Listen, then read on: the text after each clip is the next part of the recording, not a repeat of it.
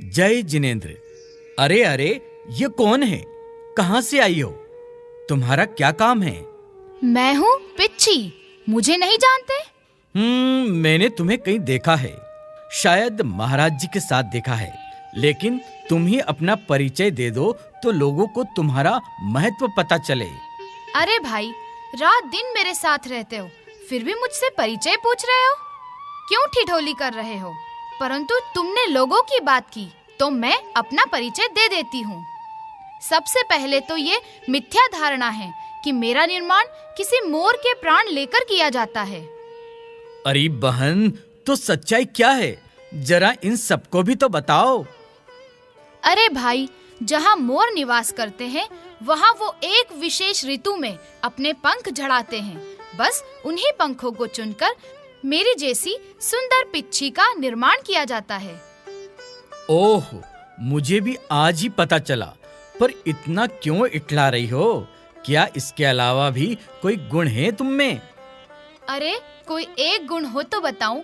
मैं तो गुणों का पूरा गुलदस्ता हूँ। अरे आज तक तो मैंने फूलों का गुलदस्ता सुना था, ये गुणों का गुलदस्ता कैसा होता है? जरा अपने मुखारबिंद से बखान कर दो। बताती हूँ। इतना अधीर क्यों हो रहे हो? मेरा पहला गुण है लघुता।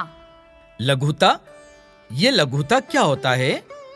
देखने में फैली हुई बड़ी सी दिखती हूँ, लेकिन मैं बहुत कम स्थान लेती हूँ। अच्छा, ये बात है। और बताओ, कौन से गुण है तुम में? हाँ, बताती हूँ। मेरा दूसरा गुण मृदुता, सुकोमल सा है, और मेरा यह गुण महाराज जी की चर्या में बहुत सहायक है। वो कैसे?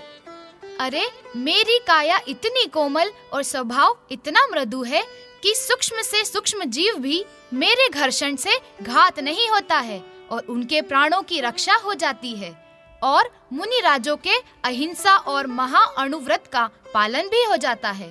अरे वाह, वाकई निर्जीव होते हुए भी जीवों की रक्षा, प्राण न होते हुए भी इसकी मृदुता। काश ये गुण हम सभी में आ जाए। मेरा एक गुण सुंदरता भी है, जो मात्र दिखाने के लिए नहीं है।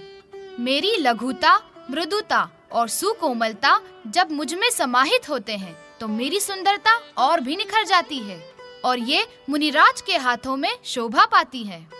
ठीक है। और भी कोई अन्य गुण है क्या?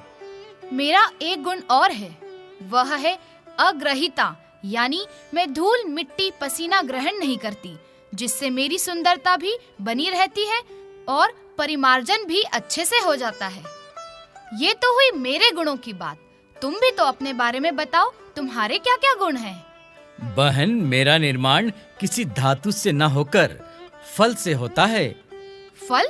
ऐसा कौन सा फल जो इतना कठोर होता है और खराब भी नहीं होता? अरे तुमने श्रीफल का नाम नहीं सुना?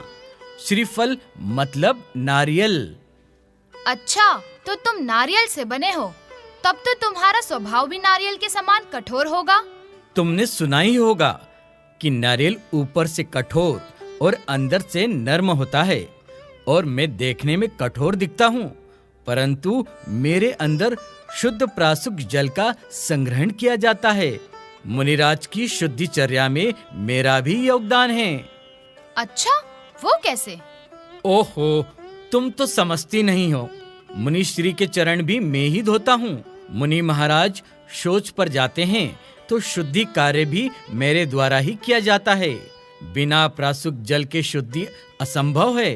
कमंडल के माध्यम से जल का अपव्यय नहीं होता और जल बचाने की प्रेरणा भी मिलती है। हम प्राणहीन हैं, वस्तु मात्र है, पर उपयोगी है। सही हाथों में है, इसलिए हमारा सदुपयोग होता है। आप सभी सजीव हैं, प्राणवान हैं। यदि आप भी संत संगति में रहेंगे तो आप अपने इस जीवन में जैन धर्म के लिए कितने उपयोगी सिद्ध होंगे। आपके माध्यम से धर्म की प्रभावना होगी। आपके माध्यम से धर्म की बहुत प्रभावना होगी।